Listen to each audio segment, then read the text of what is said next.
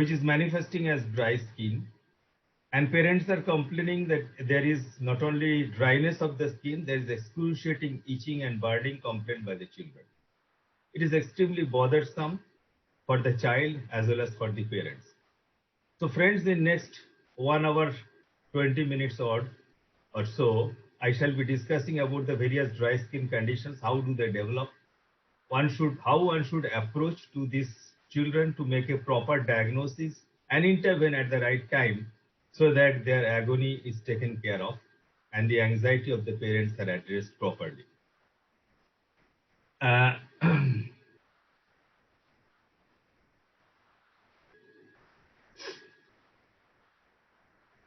I have no conflict of interest in this, presentation. While presenting, I would request you to whatever questions you have, you put in the question answer box. In between the presentations, I shall pick up those questions and try to address them. The presentation will continue, as I do always.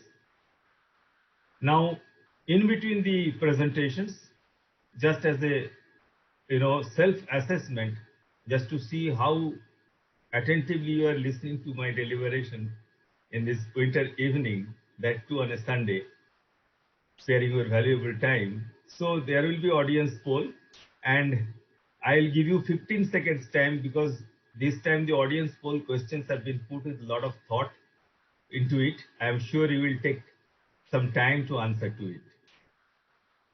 Coming to the very basic of dry skin, I have to explain the most important concept, that why the dry skin develops. The concept of brick and mortar concept. The brick here is the corneocytes, that is the stratum corneum cell, and the mortar is the intercellular cementing substance, which is basically lipid. Look at it carefully. It has been elaborated in this schematic diagram more nicely. This is the bilayer lipid, and inside which is covering the corneocyte or stratum corneum cell. This is the stratum corneum. As you know, skin has got 4 layers. This is stratum corneum. Next is the stratum granulosum, a granular cell layer, where there is tight junctions in between the cells. This also prevents the transepidermal water loss. And next comes the stratum spinosum, where there are spinous projects in these cells, spinous projections. And there are keratohyalin granules in the stratum granulosum, and these keratohyalin granules contain one of the most important substance, which is profilagrin. I shall be talking about it in detail in a short while from now. Then there are lamellar bodies in the stratum spinosum layer. Lamellar bodies actually provides very important intercellular cementing substance lipid part, which is responsible for maintaining hydration of the stratum corneum as well as entire epidermis. Then comes the basal layer, which you know by desmosomes and tonofilaments, they are adherent to each other and they maintain a very tight kind of structure so that there is no loss through the skin, which is known as transepidermal water loss. And as a result, skin remains as a structure of tight barrier which does not allow any loss of water and maintains the normal hydration of the skin.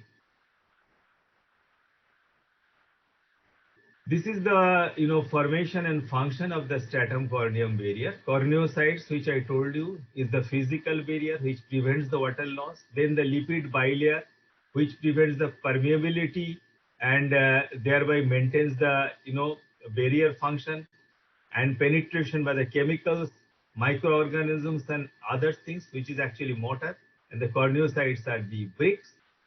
Then most important is the natural moisturizing factor. Many times you must have heard about it, natural moisturizing factor.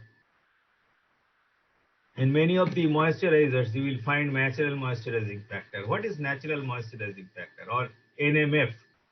Skin's natural moisturizing factor is basically meant to hydrate the skin. It retains the water and prevents the dehydration from the external environment. Suppose external environment is the winter, or say for example air conditioner, which tends to make the skin dry, and it absorbs the atmospheric moisture which adds to the skin, and thereby it maintains the hydration of the skin, and it is localized within the corneocytes. Please do remember that NMF, natural moisturizing factors, are present in the stratum corneum cells, inside the stratum corneum cells. Now these are ceramides and skin functions. I'm sure you have heard about ceramides. Ceramides are the structures which again provides integrity to the skin, prevents the skin barrier defect, and it holds the moisturizer, and thereby preventing the microorganisms, bacteria, allergen to get entry into the skin. It also protects the skin from the ultraviolet ray induced damage. So there are so many defensive mechanisms to the skin which protects the skin from external environment and different kinds of insult which may happen to the skin, and thereby causing different types of dermatosis, which I shall be coming soon. This schematic diagram presents that comparison between the normal skin and dry skin. First, on the left hand side of your screen, look at the normal skin. So the normal skin, when highlighted, this is the corneocytes, and this is the sebaceous layer. There are ceramides here. These are the keratins, amino acids, and water, which is normally hydrating the stratum corneum, which is relatively avascular structure. Now, when there is all these things are deranged in a compromised skin, which is reflects as dry skin, clinically, what happens? There is transepidermal water loss, there is loss of lipid, there is loss of ceramide. So as a result, there is free entry of the bacteria and viruses, free entry of the allergens and non-allergenic mechanical stimuli, which damages the skin in different ways and manifests clinically as either atopic dermatitis or psoriasis or ichthyosis and so on and so forth, which I shall be discussing in more detail. Now, a healthy skin is actually, compared just like a well-built wall, very nicely, newly built wall. As you can see, these are the bricks and these are the inter-brick cement. And as a result, you see this is the normal skin. However, when this intercellular cement is lost, the bricks get exposed. As a result, this is just like a dilapidated brick wall, and as a result, clinically it manifests as scales, inflammation, itching, and all the consequences in psoriasis, in atopic dermatitis, in ichthyosis. So brick and mortar concept. Change in ratio of the arrangement of the lipids and decrease in the ceramides 1 and 3 are also important in compromised skin. Now with this, let us go to the first audience poll. It is the question is, in the concept of brick and mortar, which statement is correct? Brick is lipid and mortar is corneocyte. Brick is intercellular substance, mortar is epidermal cell. Brick is corneocyte, mortar is lipid. Number 4, all of the above. Number E, none of the above. Can we have the audience poll, Abhilash? Yes. So your time starts now and you will get 15 seconds.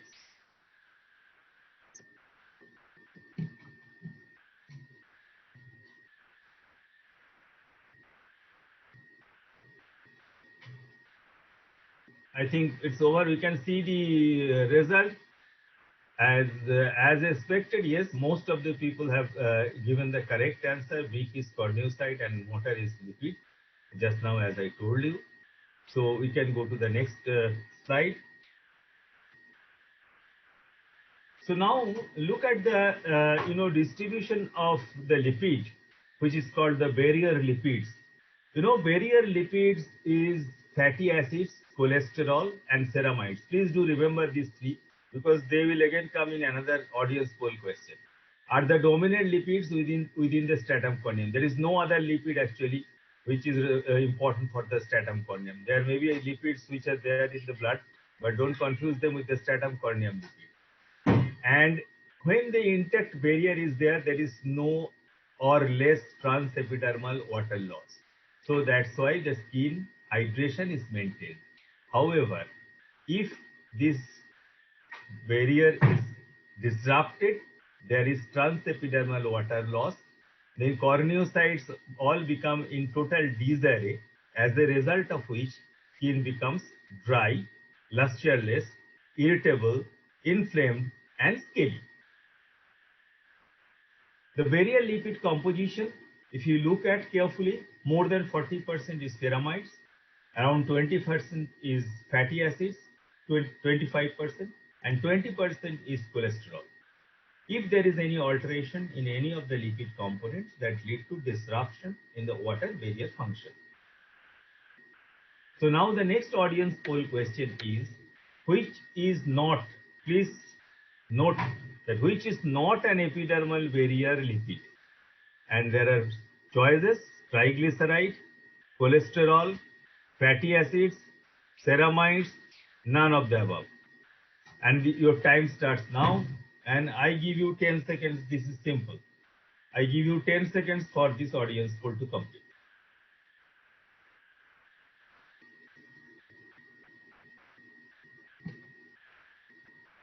So now, can we have the result of the audience poll? Yes. As was expected, most of you have given the correct answer: triglyceride. I told you that it is the cholesterol, ceramide, they are important, but triglyceride is not an epidermal component. It is there in the blood, of course. Now coming to factors responsible for maintaining skin hydration. Intact lamellar structure of the stratum corneum of the lipids by preventing the excessive water loss across the skin surface, which is known as transepidermal water loss, or in short TEWL. And natural moisturizing factor. What is natural moisturizing factor? I have told you, I am repeating it so that you can have, keep it memorized. It is a mixture of hygroscopic substances that are capable of large quantities of water and retaining moisturizer. They are composed of free amino acids, sodium pyrrolidone, carboxylic acid, lactic acid, and urea. So these actually, compositions together is responsible for producing a substance which is known as natural moisturizing factor, and which is present in the stratum corneum cells known as corneocytes. And third, factor responsible for making the hydration is the sebum. Sebaceous secretion produces sebum, which is oily in nature. Thereby, it produces a oily layer on the skin and preventing excessive transepidermal water loss. Now, the next audience poll question for all of you is the factors responsible for maintaining the skin hydration, all except. So you have to find which one is not true for this actually. Intact lamellar structure of stratum corneum, increased transepidermal water loss, natural moisturizing factor, filaggrin, and sebum. And audience poll question starts now, and I give you once again 15 seconds. You have to put your thought into it.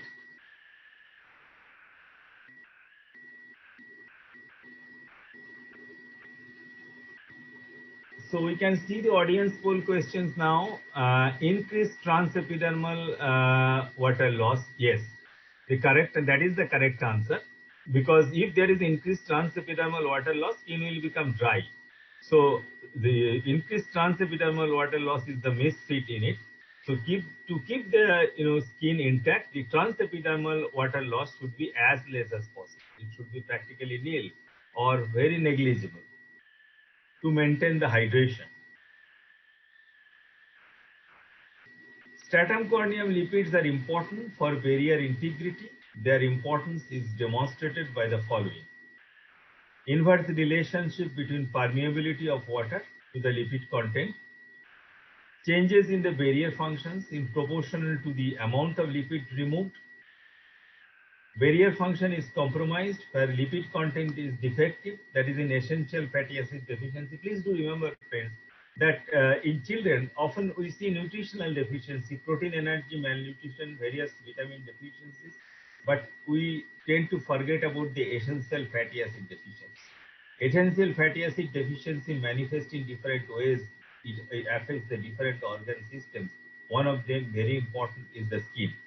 And one of them, very important, is the skin barrier function. Because of lack of essential fatty acid, the barrier function is disrupted and skin becomes very dry. And replenishment of the endogenous stratum corneum lipids, which recovers the barrier function.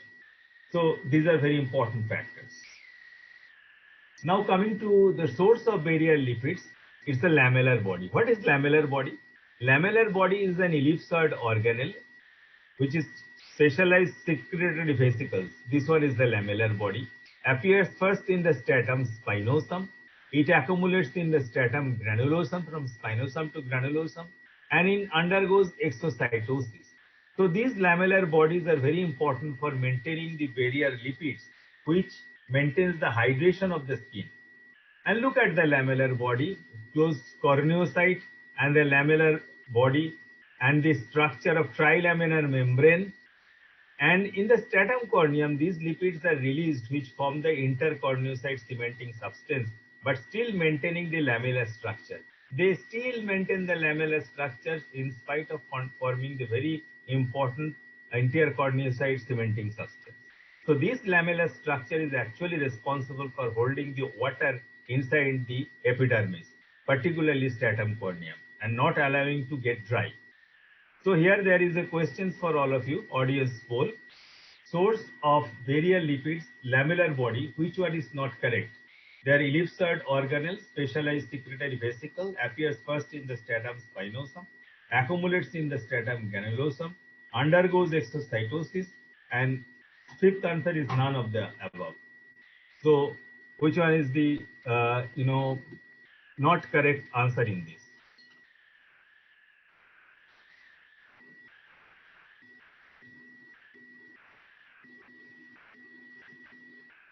I think we can look at the audience poll. As I expected, yes, most of you have answered the correct answer, none of the above, because all four are actually the correct answer, as I have told you. In the meantime, there are some chats. That means maybe some questions somebody. No. If there is any question, I shall immediately take it up. So next, let us go to the next slide. So I am telling you all these basics. It may be a bit, boring or tough for all of you. Let me tell you, even this type of discussion hardly we ever had in the last 10-15 years in our IADGL also about the barrier function in detail, because these are being very basic, are usually very tough to understand. And I'm sure that my pediatrician colleagues, they have not even heard much about this type of discussion. Everybody may talk about moisturizers, emollient, and other things superficially, but how does it really work? How does the stratum corneum hydration means? What is the meaning of transepidermal water loss? At least I don't remember I have heard any lecture on this over last 20 years. Anybody doing discussion in either a dermatology circle or pediatrician circle.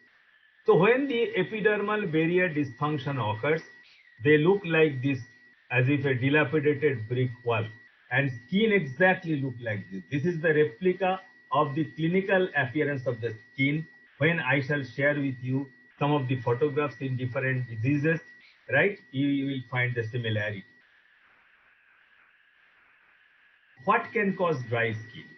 Dry skin is caused because of decreased water content in the stratum corneum, abnormal disformation of the corneocytes, perturbation in normal bilayer structure of lipids, and impaired enzyme for desmosomal digestion. These are the four important factors. So as a result, this is the schematic diagram of dry skin. The skin looks like fissured, dry, just like a cracked, floor, marble floor of a house, very old house, looking like the cracked, floor. There are certain environmental factors which actually adds to dry skin, right? Adding fuel to fire. So what are those factors which adds fuel to fire? Hot water. Please do remember. So no bathing in hot water is allowed. It should be lukewarm water bathing, right?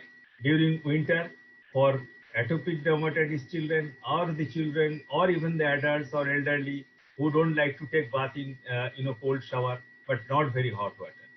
Then detergent obviously makes the skin very dry, and because of the irritant potential causes a lot of eczematization over the hands. As you know, classically in housewives it is called housewives hand dermatitis or hand eczema. In small children also, if too much of detergent is used to clean the clothes, that can lead to irritation, because it is very difficult to rinse off the detergent from the clothes. Any number of times you rinse it and take the smell, you will find still there is smell of detergent. So always soft detergent is to be used. There are many soft detergents available in the market for baby clothes cleaning, like Gentle and others. Friction from the clothes, particularly synthetic clothes. I mean, not the cotton clothes. Cotton clothes is something which always we advocate. Then pollution causes dryness of the skin and adds to it, and various chemicals can cause, and of course air conditioning. Air conditioning is something which causes the skin dry. And let me tell you, even over last 10-15 years, my experience has been that even parents bringing their children from a remote place, from suburbs or from villages, I have seen that many of these children, when I ask them that at night you apply moisturizer, they are very happy, because they tell me the history, parents, that well, the child sleeps in the AC at night.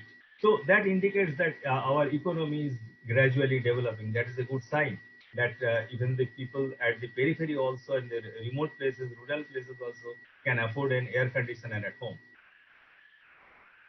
Now, next audience poll question is environmental agents which leads to dry skin. Which one is false out of these five? Lukewarm water, detergents, pollution, friction and synthetic clothes, air conditioning. And the polling starts now. And I'll give you just 10 seconds. I think this is too simple. And I have told you just now in as many words.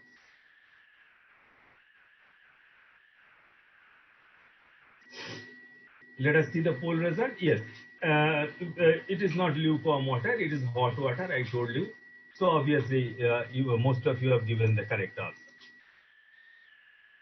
Now, dry skin is also known as xerosis in dermatologic term. It is a generic term. It encompasses a plethora of skin conditions ranging from the very benign winter xerosis, just like during this season skin becomes dry,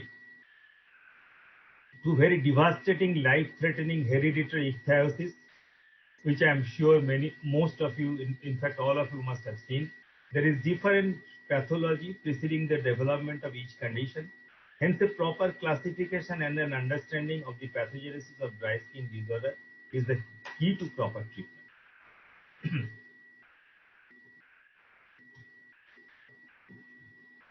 Now, dry skin diseases, if we divide, what are the conditions?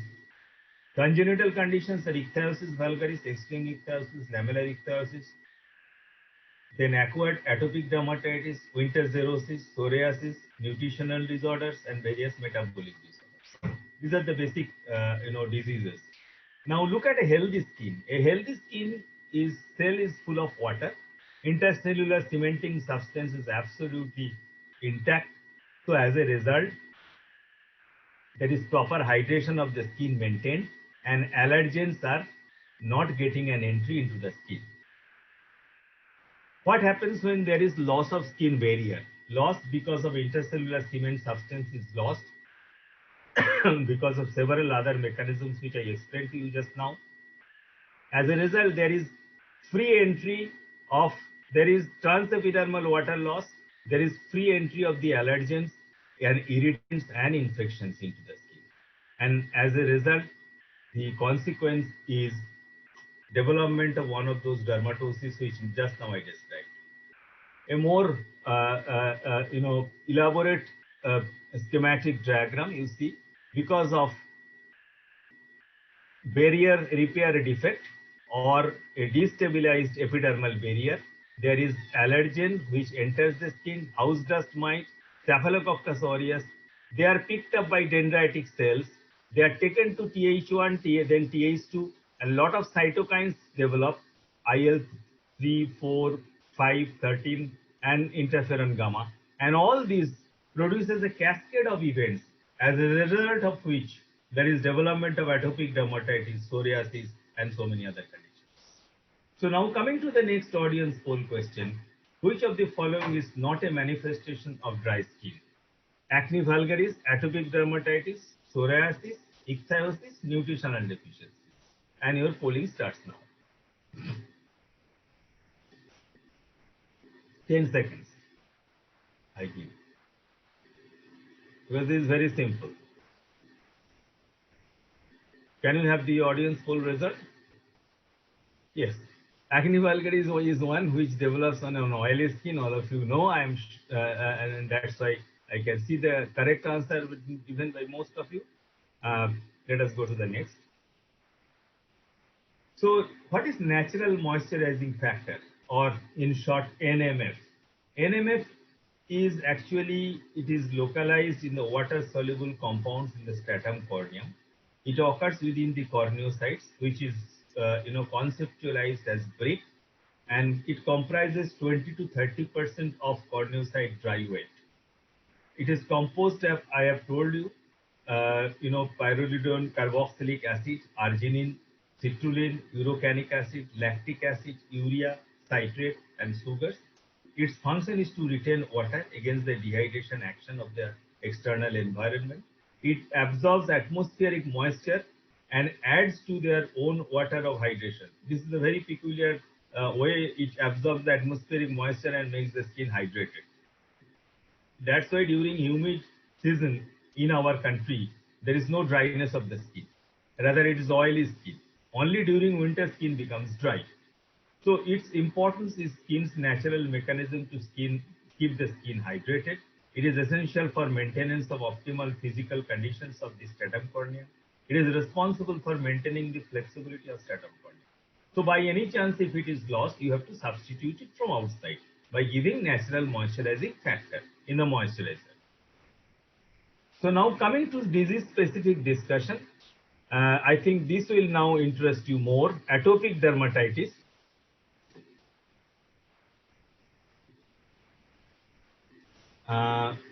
Pavitra writes, good evening, Chandamana. Good evening, Pavitra. So atopic dermatitis is the gene skin disease. Basically, there is some factors, particularly inheritance pattern. In 30 to 50% of the patients, there is filaggrin gene mutation. So I shall talk about it in more detail. And filaggrin and NMF, they are decreased or they are missing. As a result, skin becomes very dry and scaly like this. So this is a beautiful, schematic diagram of function of filaggrin. Filaggrin is present as profilaggrin inside the keratohyalin granules of stratum granulosa. So it is enucleated during cornification and thereby producing filaggrin and then amino acid, which just like sun rays produces a host of good things for the entire epidermis, particularly the stratum corneum hydration. What are those good things? As you see here, they inhibit the transepidermal water loss, they maintain the stratum corneum hydration, they give photoprotection and immunomodulation, as you all know. It has got anti-staphylococcal activity. It has got acidification, thereby maintaining the acid mantle of the skin, preventing the organism from outside to come. Contribution to stratum corneum structure and function, aggregation of intermediate filaments, keratinocyte calcium signaling pathway it helps. It helps in many ways. So that's why filagreen is not only responsible for giving immunity to the skin, it is also responsible of giving so many other factors like moisturization, photoprotection, and so many others. So now coming specifically to atopic dermatitis, as we all know, I shall discuss some broader group of diseases which manifest as dry skin, and first and foremost of these will be, of course, atopic dermatitis, where dryness or xerosis is the principal factors which drives the disease and leads to pruritus. And there is recurrent infection, there is psychological changes, stress which aggravate the itching, and while treatment, it is not only the treating the disease, it is treating the patients also, I mean parents also, counseling them. Parents' education is extremely important. And since the disease undergoes a long course of 5, 10, 12, 15 years, so there are remissions and relapse. So that's why parental counseling is of paramount importance. There are two types of atopic dermatitis, as you all know, extrinsic type and intrinsic type. In the extrinsic type, which constitutes 80% of the atopic dermatitis, there is high IgE. The food and environmental allergens are important in this group of patients, a small section of this group of patients, not all patients. Barrier function is perturbed very much. There is moderate and severe dermatitis. It is never mild dermatitis. It is ichthyosis, hyperlinearity of the palms are some of the features. Higher expression of IL-4, 5 and IL-13. There are protein allergens, Th2 response basically, lower expression of interferon gamma. Coming to intrinsic atopic dermatitis, which constitutes 20% of the cases, where it is the late onset atopic dermatitis. Suppose majority of the atopic dermatitis, 60% of them develop below 2 years of age, and 80% of them develop below 5 years of age. But still, there are 20% which develops at a later age. So this is a late onset atopic dermatitis, which is 20% of the total cases of atopic dermatitis, and their IgE is normal. So often, I know my pediatrician colleagues, they get perturbed when an IgE report comes as normal when they are suspecting atopic dermatitis. Be confident about the diagnosis of atopic dermatitis if you have made it properly, because IgE can be normal in intrinsic atopic dermatitis, which constitute as much as 20%. And food and environmental and allergen has no role here. So there is no blanket, dietary elimination in all atopic dermatitis cases. Once again, I highlight this. I reiterate this rather. So metal allergy is common in this group of patients. Ear ring dermatitis, wristwatch dermatitis. In such atopic patients, it is very relevant. Intrinsic atopic dermatitis. They have Denny Morgan fold. They have a milder disease. And there is lower expression of IL-4, 5 and 13 and higher expression of interferon gamma, just opposite to extrinsic atopic dermatitis. Now the hallmark of atopic dermatitis is extreme dryness, just like desert. So atopic dermatitis, some scientists, they have very, passionately and fascinatingly labeled it is the non-visible dermatosis. Non-visible means this is the dermatosis where there is no primary lesion, unlike other diseases. There is a primary lesion like drug rash, like a viral rash, like a cutaneous tuberculosis. Here there is no primary lesion. It is all dryness of the skin. On the background of dryness, itching develops, and itching perpetuates the disease, forms the eczema. So it is the itch that rashes rather than the rash that itches. So there is no primary lesion in atopic dermatitis. Primary lesion is just dryness. Only two factors are important. One is generalized dryness or xerosis of the skin, and second thing is intense pruritus. There cannot be any atopic dermatitis without these two things, just like there cannot be any, fume without fire. On a background of dry xerotic skin, if you see this child's face carefully, you see there is inflammation setting in. And this is the earliest evidence of eczema formation. So first dryness followed by eczema formation. So this is the secondary event. Primary event was the dryness of the skin. So that's why it is called, it is the itch that rashes. Now coming to the next audience poll question. About intrinsic atopic dermatitis, all of the following are correct except constitute, please read it, extrinsic atopic dermatitis constitutes 80% about extrinsic atopic dermatitis. I'm sorry for this mistake. This extrinsic atopic dermatitis constitute 80% of the total case of atopic dermatitis. High IgE, food and environmental allergens, barrier function is perturbed, mild dermatitis. And your audience poll starts now. It is about extrinsic atopic dermatitis, not intrinsic. So which one is not correct?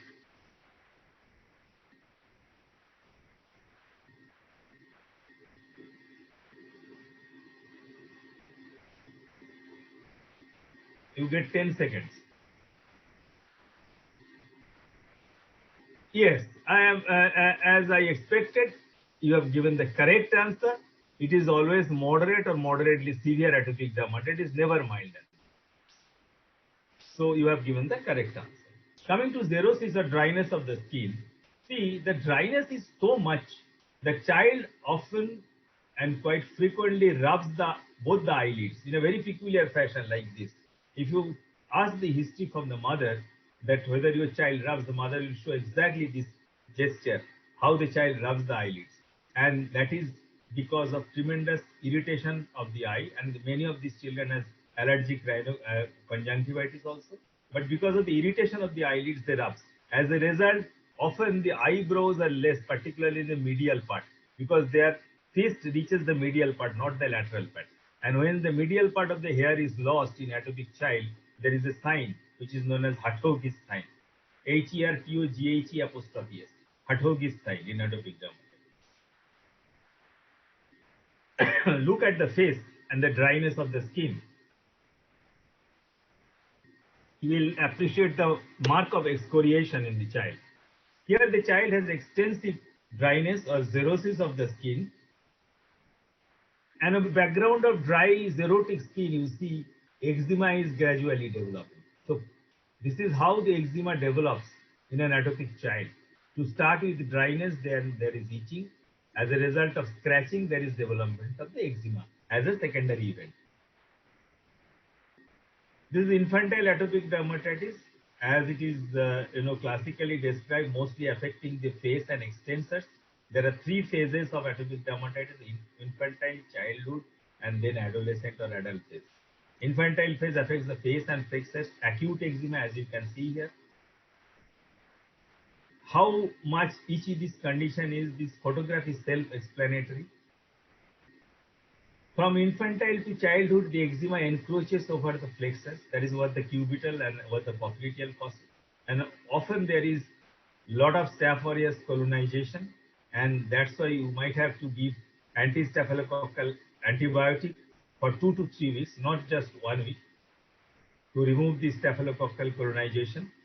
And in chronic phase, for 7 to 8 years, when the eczema is of 7 to 8 years chronic at least, or long-standing, that develops this chronic lichenified skin, which are basically manifested as thick skin, very itchy skin, hyperpigmented skin, and visible, obvious, increased crisscross marking of the skin. This is called lichenification of the skin.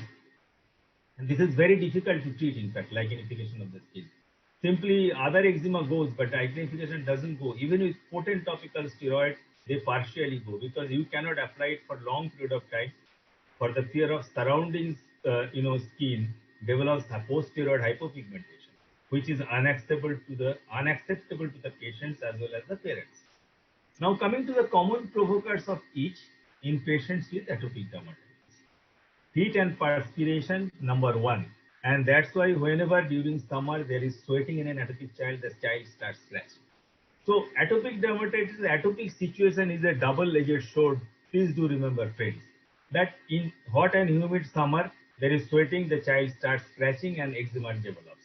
During winter, and when the child sleeps in air conditioner, there is dryness of the skin.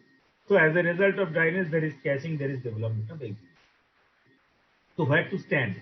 So you have to moisturize the skin during winter. During summer, keep the child in air conditioner and they will feel much better rather than in very humid situation. They're sweating a lot and catching very badly, but put moisturizer. Wool and woolen substances causes irritation, emotional stress. Certain food sometimes causes irritation. Upper respiratory tract and common cold tract infection and common cold also aggravates the disease. And of course, house dust mite. So now the audience poll question for you once again. Which one is false about provokers of itch in atopic dermatitis? Number A, heat and perspiration. Which one is false? Please do remember. Cotton clothes, emotional stress, certain foods, house dust mites. And your polling starts now.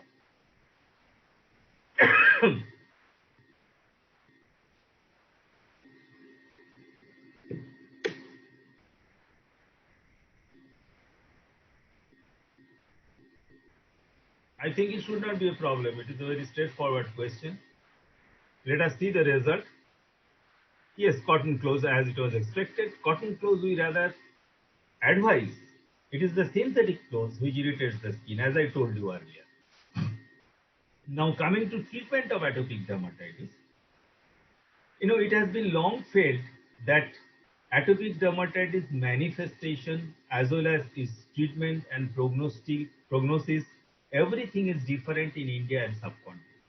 But the skin type is entirely different, our food habit is different, our weather, cultural habit, everything is different. So we felt the need of coming out with the guidelines of treating atopic dermatitis in Indian scenario, in our Indian Society for Pediatric Dermatology. We formed a task force in 2016. And as you can see, these various task force members are from different parts of the country, northeast, southwest, and from all very well recognized institutes. Many of them are from premier institutes of the country. So the task force suggested that the treatment of atopic dermatitis in Indian scenario is different from that practiced in the West. I shall tell you how it is different when I discuss more about it. Now, by and large, the treatment modalities for atopic dermatitis, you see on the top left-hand side, topical corticosteroid, it remains the first line of treatment of atopic dermatitis till date. Please do remember.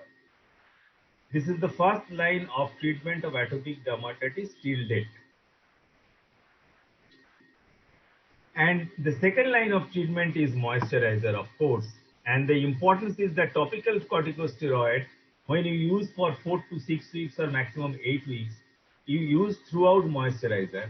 And after you stop topical corticosteroid, continue moisturizer. And moisturizer may be continued for 5, 10 years in some cases throughout life for the treatment of atopic dermatitis. Because the dry skin will remain throughout life in some form or the other. It may become slightly reduced, but it won't go completely. So you need to use moisturizers throughout life. And in between, since you cannot use topical corticosteroids for long-term purpose for more than 1.5 months or so at a stretch, topical tacrolimus is extremely important and useful as a maintenance treatment. You can use it as a sandwich treatment. That means 2 days topical steroid, 3 days topical, 5 days topical tacrolimus initially for 4 to 6 weeks or 8 weeks, then gradually taper off steroid, continue with tacrolimus, but moisturizer throughout the treatment and even beyond when the disease is in remission. Then also moisturization regularly should be done, then instruction should be given to the parents very clearly. These are various other therapeutic modalities which we won't discuss today because we will be discussing only about the dryness or xerosis part of atopic dermatitis. Today we are not discussing about the atopic dermatitis treatment as a whole. Now coming to ichthyosis, another dry skin condition. Ichthyosis means the scales look like fish scale. The term ichthyos is a Latin term, means fish. So from there this terminology has come, ichthyosis. The close-up, as you all know, there are different types of ichthyosis. Then psoriasis. Look at the very severe form of psoriasis in this child. Childhood psoriasis is on the rise, just like atopic dermatitis. As you can see here, this child had so severe psoriasis, this child could not go to school for one solid year. I had to put this child on cyclosporin for 1 year interruptedly. And after 1 year, the child could go to the school and the parents were extremely happy. In fact, when the parents brought the child, they were crying. And do you know the reason why the child was not allowed in the school?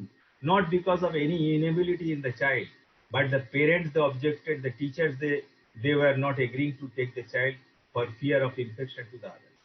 So stigma is related to all chronic skin disease, which we are trying to address from different fora. In our ISPD website also, there is a lot of parents education, site we have recently introduced, and we are going to introduce more in the days to come. Look at the dryness of the skin in psoriasis, along with erythema. This erythema indicates inflammation actually. Very bad psoriasis, extensive psoriasis, almost erythrodermic psoriasis. Now coming to the use of oil and soap in dry skin issues. In the West, there is a use of practice of using bath oil. Even bath oil has come here in our country also. You can put the bath oil in the tub or in the bucket of water and can use that. The conventional practice of using oil before taking bath is still in vogue, and I advocate it very strongly to my parents.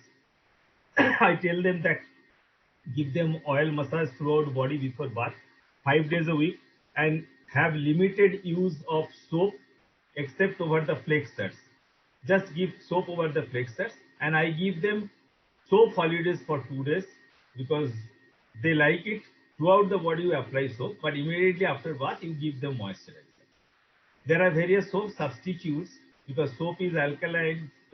Sometimes alkaline causes dryness of irritation of the skin, and soap substitutes are used. And syndates are synthetic detergents, which is ideally suited for atopic skin and ichthyotic or dry skin, psoriatic skin, or so on and so forth. Now, management of dry skin conditions, there are two aspects. One is management objectives and another is management options. Management objective is to prevent moisture loss and to provide hydration to the skin. And management options are non-pharmacological, pharmacological, emollient, humectants, steroids, antibiotics, antihistamines, and ultraviolet radiation. So let us see one after another how each one works.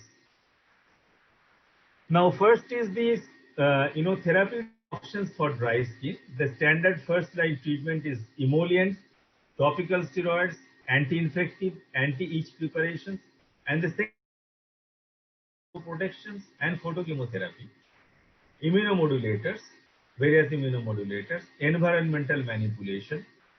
Mainstay of therapy of all types of dry skin, please do remember, is emollients, and emollients.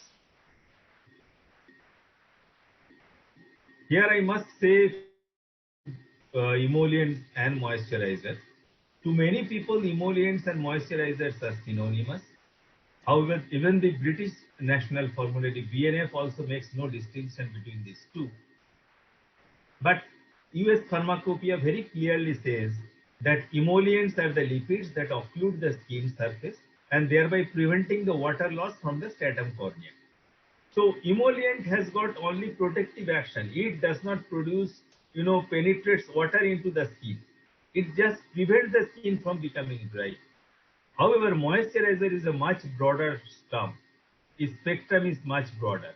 So its lipid emulsion actively hydrates the skin also by application of a humectant to the skin surface and prevents the water loss. So it works through both ways, and thereby probably moisturizer terminology is more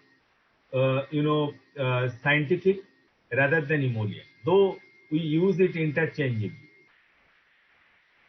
Emollient, which was first described and defined by Rowling way back in 2004, you see he also spoke of the same thing. Emollients are the oils that spread easily on the skin, providing partial occlusion that hydrates and improves the stratum corneum. So basically it is an occlusive effect. Moisturizer is a generic term used to encompass a multitude of formulations that vary widely in their capacity to provide therapeutically desirable effects such as barrier repair defect, reduced transepidermal water loss, and aesthetic improvement to the skin. So there are several classes of moisturizers. This is emollient dominant moisturizers, which is typically used for normal skin, makes the skin soft, smooth, and dominant. This is very important. Somebody having dryness just in winter, you give this type of moisturizer to them, and their compositions, as you can see here, mineral oil, linoleic acid, oleic acid, linoleic acid, etc. Then there are humectant-based moisturizers. Humectant-based moisturizers are suitable for maintenance of skin conditions, and they are more thicker. So over the palms and soles, featuring in psoriasis, palmoplantar psoriasis, they are very useful. They contain glycerin, sorbitol, lactic acid, carnitine, serine, alanine, lysine, etc. Next, the moisture is occlusive protective type. There are water in oil type. So again, this is more of ointment based, and it is used for dry, damaged skin, restores the barrier function. So here these ingredients are beeswax, petroletum, dimethicone, olive oil, jojoba oil.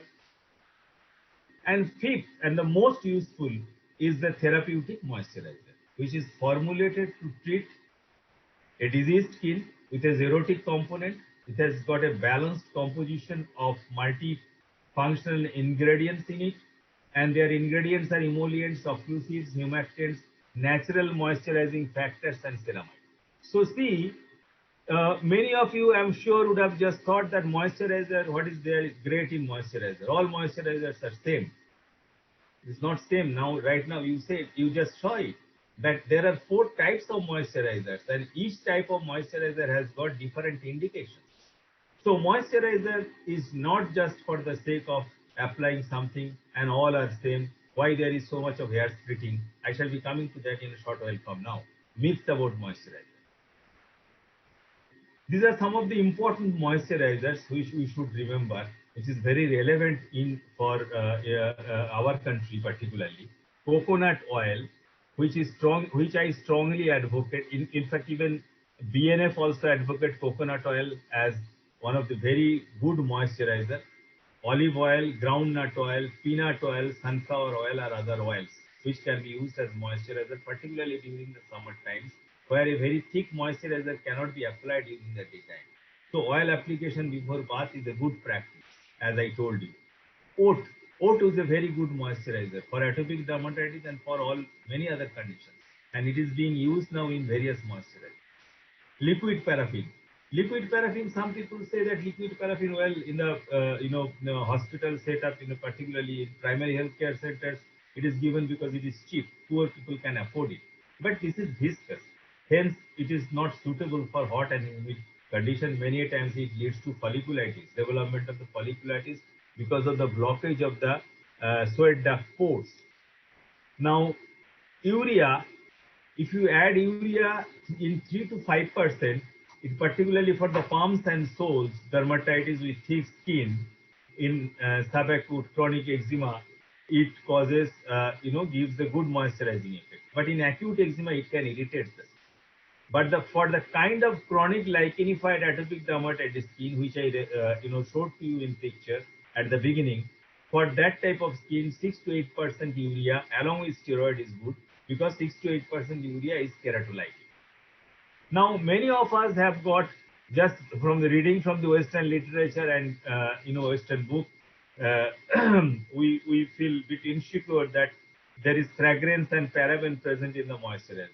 Believe me, and all my colleagues in ISPD, as well as those who are in practice of atopic dermatitis treatment and pediatric dermatology, all of us believe strongly that it is not a major issue in practice. Rather, adding little bit of fragrances is good because it is acceptable to the children. The reason the children don't accept the pharmaceutical company's product because there is no fragrance in it, frankly speaking and very honestly speaking. And here the so-called over-the-counter products which are marketed through various media and magazines by celebrities, they are sold more because they have got good fragrances. So what is the harm in giving fragrances to you? I have been telling it to the various pharmaceutical companies because for all practical purpose, I have hardly ever seen any fragrance-induced dermatitis except very few out of thousands of patients I treat. Now, common moisturizer myths. All moisturizers are the same. This is the common concept by many, and this is basically a beauty product. I am sure after this today's webinar, whosoever tells this, I am sure you will counter argue with them and tell them, look, moisturizer is a very big chapter. It is just not just a beauty product, or any moisturizer can be used in any situation. No, according to the composition, it should be used in different conditions. Some people feel that creams are more efficacious moisturizer than lotions. Actually, these are totally different two things. Lotion is basically meant for hairy areas application, right? In an adult person, over the hairy area, over the forearm, legs, lotions are suitable. Creams are mostly for the thin skin, which is not very thick, over the face, over the neck application, cream-based things. And ointment are the thick, Vaseline-like things, please do remember. They are mostly for the extremities. Some of my pediatrician colleagues asked me that, look, that in the ointment itself there is a base which is a moisturizing base. So what is the need of additional moisturizer?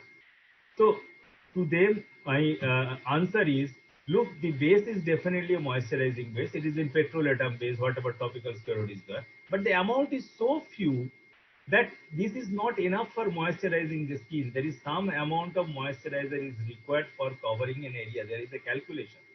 So additional moisturizer is needed. That moisturizer base for a antifungal tube or a steroid tube is not enough to moisturize the skin. Some people feel that only ceramides can repair a disrupted skin barrier. This is totally wrong, because ceramide is only useful for filaggrin deficient atopic dermatitis skin, which is moderate to moderately severe skin. And the only study which has been carried out in Southeast Asia so far in Singapore, they have found that it is 40% of the patients with atopic dermatitis who have moderate to moderately severe atopic dermatitis, and they actually are benefited from the ceramide application. Right now, we are carrying out a study in our country by Indian Society for Pediatric Dermatology in 4 different hospitals. Our Institute of Child Health is one of the hospitals of that. Filaggrin deficiency in atopic dermatitis, and we will come out with the result maybe in a year or so, and we'll see what type of filaggrin deficiency is there. So ceramide is actually just adding the cost to it, and there is no need of writing ceramide containing moisturizers to all children with atopic dermatitis. You may write it for moderate or moderately severe atopic dermatitis. This milder atopic dermatitis will gain benefit from just ordinary moisturizers, which are not very costly. The moment you add ceramide, the cost factor increases by 4-fold.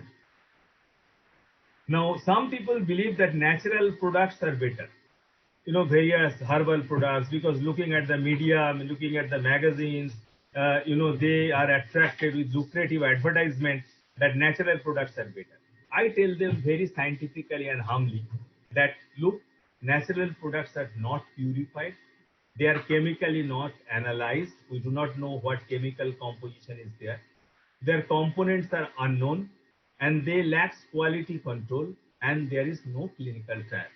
So for your children, it is always better and safer to choose a moisturizer from a pharmaceutical company's basket, where there is enough of quality control, enough of clinical trial, rather than choosing something whose component is not known, whose composition is not known, whose side effect is also not known. And I have seen in my practice many people, after applying so-called herbal moisturizers and soaps and shampoos, come up with either aggravation of the dermatitis, atopic dermatitis, or with fresh dermatitis because of strong allergic contact dermatitis or irritant contact dermatitis. Now, how to use moisturizers? Within 5 minutes after bath, it should be used, because that is the period the stratum corneum remains maximum hydrated, and preferably with lukewarm water, which I have already told you. Policy would vary according to the geographic location. Principles should change from patient to patient depending on the diagnosis, extent of disease, stage of disease, and the site of lesion. So the same, moisturizer which is applicable over the palms and soles, which is a humectant-based thick moisturizer, you cannot afford to apply it on the face because then there will be sticky sensation, face will become oily, the young adolescent boy or girl may develop pimples. There you have to use a cream-based moisturizer. During winter, you will use more of ointment-based moisturizer, thick moisturizer. During summer, you will use more of thin moisturizer. So, depending on the time period of, depending on the geographic location, the moisturizer which is very useful in West Bengal or Maharashtra won't be very useful in Delhi because the temperature there and the humidity is there is much lesser and is as compared to in West Bengal. So they will need much thicker moisturizer as compared to in this part of the country where humidity is more. So no one single strategy is applicable to all. Please do remember, you have to tailor it according to so many factors. Now the audience poll question comes, how to use moisturizer, which one is incorrect of these different statements? Within 5 minutes of bath, preferably with lukewarm water. Policy would vary widely according to geographic location. Principles should change from patient to patient depending on the diagnosis, extent of disease, stage of disease, site of lesion. No one single strategy is applicable to all. None of the above. Let us start the audience poll.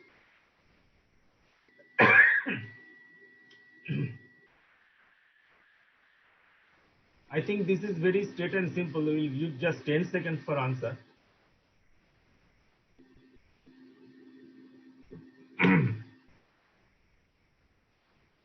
So obviously none of the above because all four statements are correct.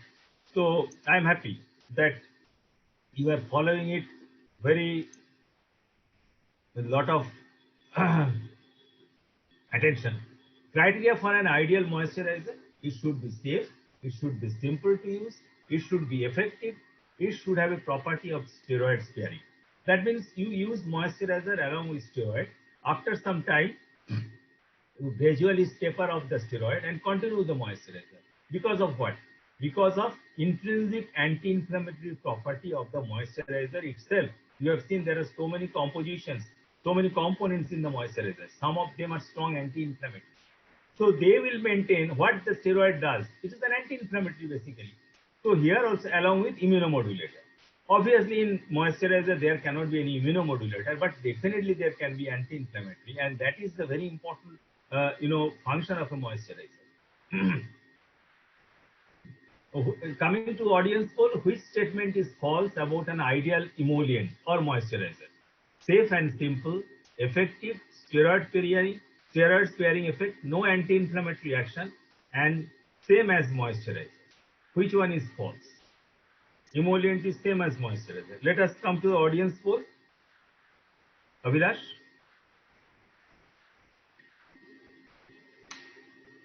And your time is 10 seconds.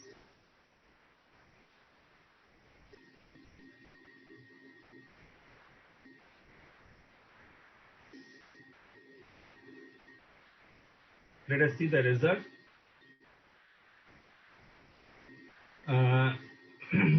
False about an emollient, moisturizer, emollient and moisturizer are same. This is the correct answer.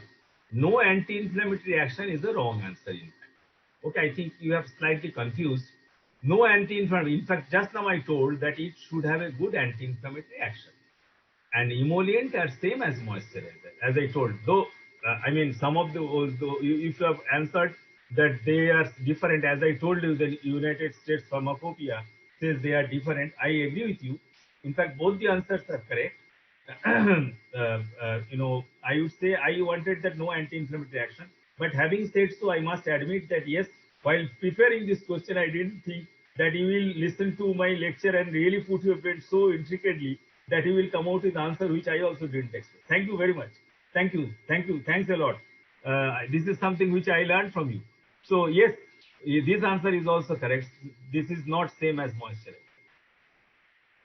So that's why I always say, while you are sharing, you always learn. So sharing is the best way of learning. Fundamental questions about moisturizer: how much should be used? Which one should be used? How frequently should they be applied?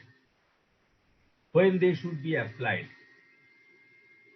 where they should be applied, and how should they be applied in relation to other topical therapeutic products, particularly topical steroids. These are the questions which are often asked by my pediatrician, physician colleagues, junior dermatologists, as well as the patient parties and patients.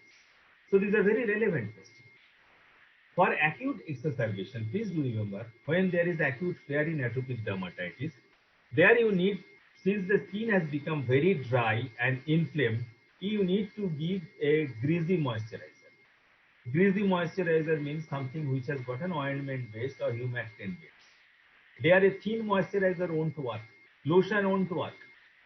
And for maintenance treatment, when the inflammation has subsided to a great extent, scaling has subsided, and as a result, itching has subsided, you are treating the child along with moisturizer, either topical steroid or tacrolimus, or since there is acute exacerbation, you are giving oral steroid or cyclosporine or methotrexate. So there, as a maintenance treatment, you use a lighter moisturizer, either cream for the face, neck area, or for larger area of the body is lotion. So lotion has got two indications. As I told you, one earlier is the hairy area, and second is the larger area of the body, which you can address by applying lotion. And that adds to the cost factor also. That is relatively less costlier. Now, this is a very important question. I do not know how many times in my last 20 years of giving lectures, I have been asked these questions from various parts of the country by pediatricians and dermatologists, colleagues, that when you are applying steroid and emollient, which one you should apply? Steroid first, then emollient, or emollient first, then steroid? And if so, what is the rationale behind it? See, if you apply steroid first, probably steroid has to be applied over the eczematous patches and emollient entire arm or forearm or legs or entire area, surrounding area. If you are applying steroid on the patches first, then there is a chance of spillage over the steroid in the surrounding skin. And what you will see? Obviously, in practice, you must be seeing many cases come after application of steroid for a few months. Perilesional hypopigmentation, which is bound to happen after long-term application of a potent steroid. Right? Moreover, there is absorption of steroid. That's why the emollient has to be applied. This is the guidelines by NIH Bethesda USA in 2015. First apply moisturizer or emollient, then apply steroid on the entire limb or entire surrounding area. On the patches of eczema, you apply steroid. Then there is no chance of steroid coming in contact with the surrounding normal looking skin. You apply, it comes in contact with the eczematous skin only. Very specifically, it works there, reduces the inflammation, and thereby it works best. There are some that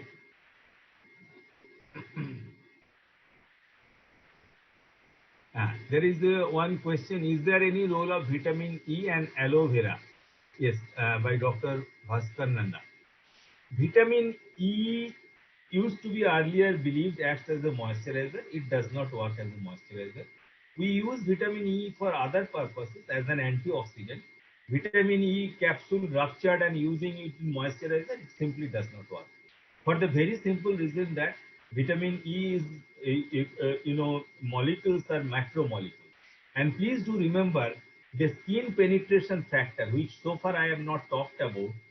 Skin penetration of the skin occurs maximum at up to a molecule which has got 800 kilodalton molecular weight. I am giving you an example. Topical steroid penetrates the skin. Its molecular weight is around 570, 560 to 570. So that's why it easily penetrates the skin. Topical tacrolimus, its molecular weight is around 750 or 760. It penetrates the skin.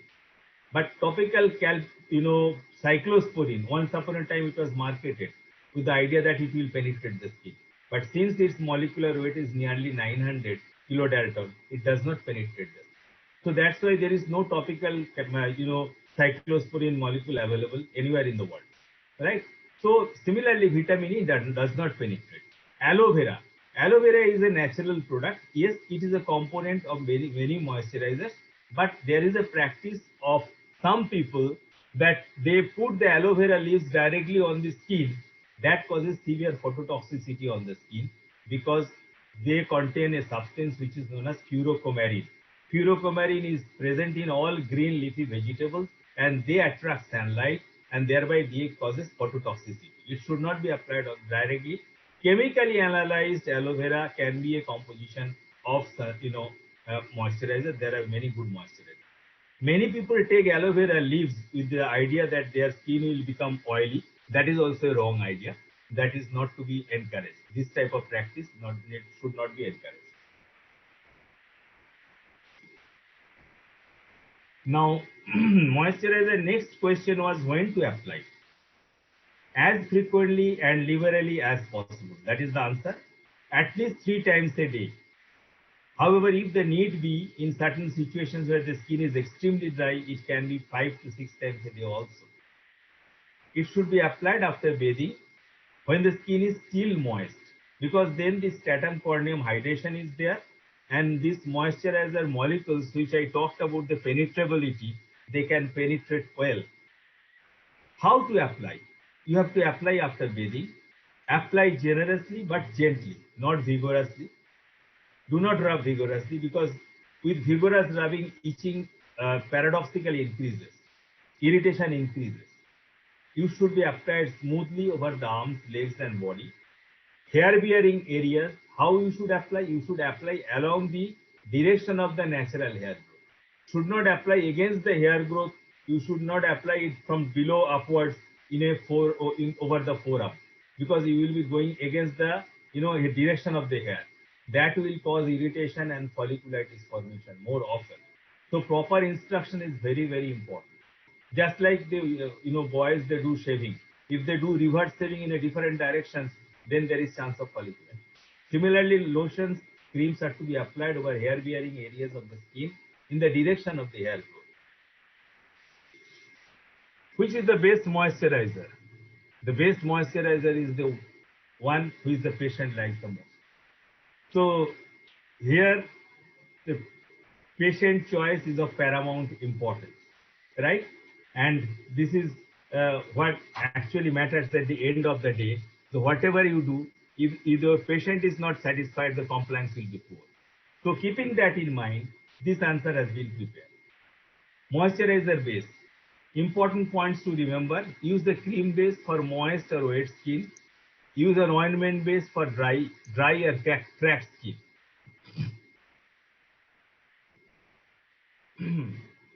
Dr. Sarla Goel has written that with this recommendation by NIH, that if you apply moisturizer on top of that, if you apply steroid, it reduces the absorption at the site. Actually, the steroid is present in the in the preparations in such a concentration that it has been prepared in conjunction with the idea that after application of emollient steroid, only on the eczema steroid molecules are to be applied. So it does not reduce the absorption. Its absorption potential is fair enough even after application of the moisturizer. Rather, with application of the moisturizer, the skin becomes a bit hydrated. So even if there is any hindrance in topical steroid reaching the proper site, it reaches usually the proper site. So ointment should be applied over the dry and cracked skin. So now the next audience poll question: which statement is incorrect? Use a cream base for moist or wet skin. Use an ointment base for dry or cracked skin. Use lotion for hairy areas. Use cream over extremities. Use cream over face. And your time starts now, 10 seconds. We have 13 minutes to go. I shall talk about 8 minutes. Then I shall hand over to Mr. Parsapal for his thanksgiving and concluding remarks. Use cream over the extremities. Absolutely right. Because I told you that over the extremities, something which is thick as an ointment base should be used. Cream is inadequate to work over there. Cream should be used over the face. where actually it has got more of cosmetic benefit also, along with, because of the thickness of the ointment, it can cause more of acneiform eruptions. So the right answer was rightly answered by most of the people. So I think I have come to the end of today's presentation. Now I come to the conclusion. There is a host of dry skin problems in children. All these tend to worsen during winter season. Identification of the issue and making a correct diagnosis of the condition is of paramount importance. Care of skin is extremely important. I mean, what oil to apply, what soap to apply, how to apply oil, how to apply soap, these are extremely important. Uh, Before going to the next page, I think I would look at, yes, some chat box activity.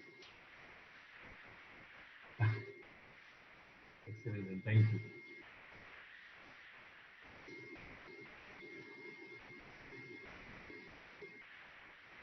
Moisturizers are quite essential for the treatment of all dry skin conditions. Right selection of a moisturizer depends on the disease to be treated, patient profile, and area affected. So, use of moisturizer has to be tailored to the patient's need, depending upon number of factors. So, all these factors which I have told you. What is the location of disease, what type of disease. In atopic dermatitis is a different moisturizer, psoriasis should be a different moisturizer, more of keratolitis should be there. There urea will help. In atopic dermatitis, urea may cause irritation. Then which part of the body it is present, whether it is present over the face, then cream should be chosen. If it is over the palmoplantar areas where the skin is 16 times thicker than the skin over the face, there you need to have a good thick humectant property, for having kind of property of moisturizer, and then you need to use an ointment, and for good penetration, other molecules have to be introduced. If it is to be applied over the scalp, if it is to be applied over the hair bearing area, then their lotion is very important.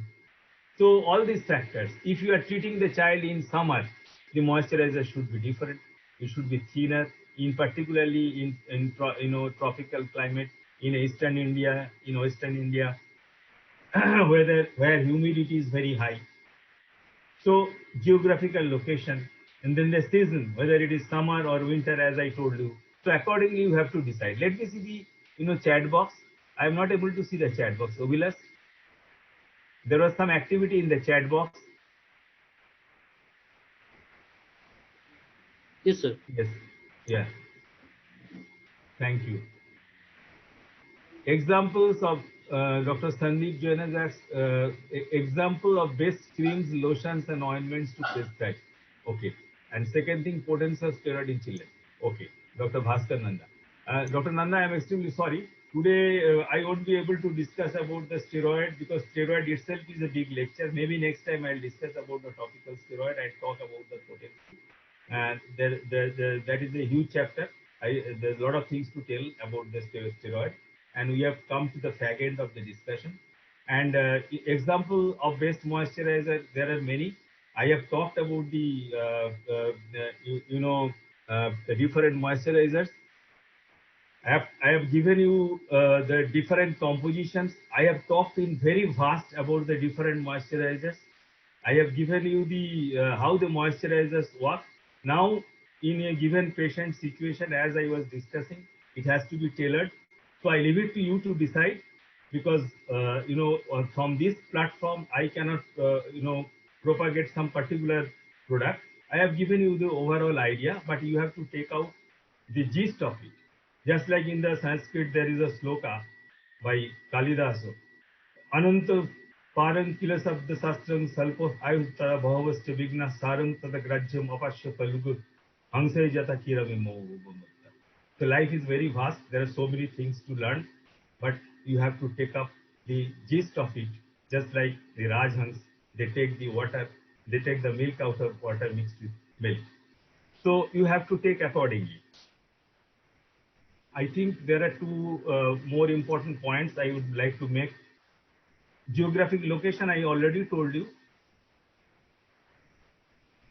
It is important to know all details about the composition of each moisturizer before prescribing it for a given condition.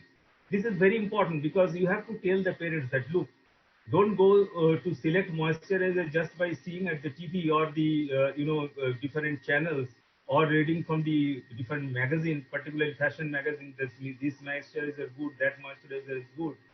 So you must know what is the composition of the moisturizer. Clarity of knowledge about why, where, and how to use it can be a game changer in the management of chronic difficult to treat dermatosis, that is atopic dermatitis, psoriasis, ichthyosis, and host of other conditions.